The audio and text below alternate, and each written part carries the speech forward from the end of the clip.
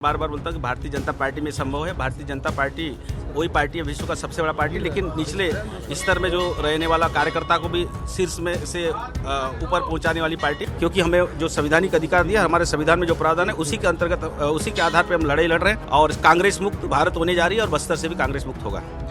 दीपक बैज अपने आप में हारा हुआ है और दीपक बैज हमको कोई चुनौती नहीं है। वही दीपक बैज है जो बस्तर की संस्कृति परंपरा को तोड़ने का काम करने वाले। हमारे साथ हैं भारतीय जनता पार्टी से बस्तर लोकसभा के लिए प्रत्याशी महेश कश्यप जी, और अभी वो दंतेश्वर मंदिर में पूजा और आशीर्वाद के लिए आए हैं।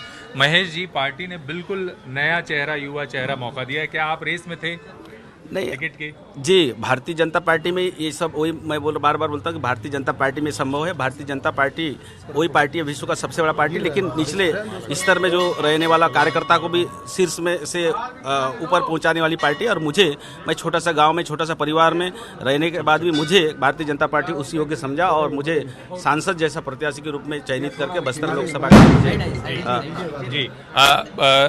आप कई अलग अलग मोर्चों में भी सक्रिय रहे और हाल के दिनों में जिस तरह से धर्मांतरण जैसे मुद्दों पर रहे, तो क्या ये एक बड़ी वजह रही और आपको लगता है कि इसकी बहुत सख्त जरूरत थी? बस्तर जैसे इलाके में ये अहम मुद्दा है भारतीय जनता पार्टी के लिए धर्मांतरण का। देखिए, धर्मांतरण बस्तर के लिए अभिश्राप ही मानना चाहिए। जो बस्तर सदियों से अंग्रेजों मुगलों से सुरक्षित रहा, वो बस्तर को आज कुछ पिछले 40 वर्ष के अंदर जिस प्रकार से षड्यंत्रकारी लोगों के द्वारा राजनीतिक संरक्षण में जिस प्रकार से धर्मांतरण के कारण में गांव के गांव दो हिस्से में बट रहा था, भाई से भाई लड़ाई आपस में हो रहा था।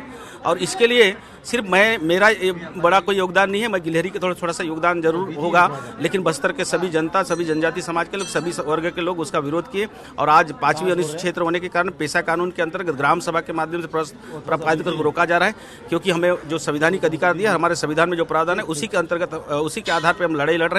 और हमारी सरकार अभी कानून भी बनाने वाली है, इसलिए बस्तर में जो धर्मांतरण करने वाले लोग हैं, जिसके चलते बस्तर का जो शांति व्यवस्था बिगड़ रहा है, तो उसको बस्तर से कानूनी तरीके से रोका जाएगा। ये हमारे सरकार का दृढ़ संकल्प है। क्या प्रमुख मुद्दे होंगे आपके चुनाव के दौरान? देखिए, बस्तर में तो बहुत सारे मुद्दे हैं जो 60-70 वर्ष के आज़ादी के बाद आज 70 वर्ष के बाद हमारे यहाँ बस्तर में अगर आज लाइट मिला है, रोड मिला है, सड़क मिला है, बिजली मिला है, पानी मिला है, तो भारतीय जनता पार्टी का देन है।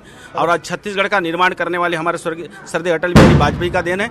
और कांग्रेस ने पिछले शुरू में 3 साल और बीच में 5 साल के अंदर जिस प्रकार से बस्तर को, जिस प्रकार से पिछले 70 वर्ष के जो आज़ादी के पहले जिस प्रकार से, ठीक उसी प्रकार पीछे धकेलने का कोशिश किया, उसको फिर से आगे बढ़ाने का कोशिश करेंगे। और बस्तर छत्तीसगढ़ को बनाया भारतीय जनता पार्टी ने, उसको सींचने का भी हम प्रयास करेंगे। सांसद दीपक बैज हैं और हो सकता है मुकाबले में आपके वो भी रहे। उनकी टिकट अभी घोषित नहीं हुई है, लेकिन वो सांसद है, संभावित है वही लड़ेंगे। देखिए, दीपक बैज अपने आप में हारा हुआ है और दीपक बैज हमको कोई चुनौती नहीं है। वही दीपक बैज है जो बस्तर की संस्कृति परंपरा को तोड़ने का काम करने वाले, और उनको वही दीपक बैज है हमारी जो बस्तर के व्यवस्था को बिगाड़ने के लिए उन्होंने जिस प्रकार से प्रयास उनका योगदान रहा है, जिसके चलते आज उनको उसी क्षेत्र के लोग विधानसभा से उसको हरा दिए, लोकसभा में हराएंगे और कांग्रेस मुक्त भारत होने जा रही है और बस्तर से भी कांग्रेस मुक्त होगा। जी, बहुत धन्यवाद, बहुत बधाई, शुभकामनाएं आपको। ये महेश कश्यप जी हैं, अपने समर्थकों के साथ दंतेश्वरी मंदिर में पहुंचे हैं और उनका कहना है कि धर्मांतरण अहम मुद्दा है बस्तर के लिए।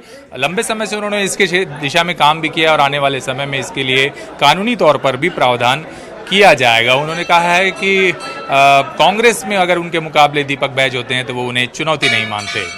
कैमरामैन सोमेश के साथ नरेश मिश्रा, IBC 24 बस्तर।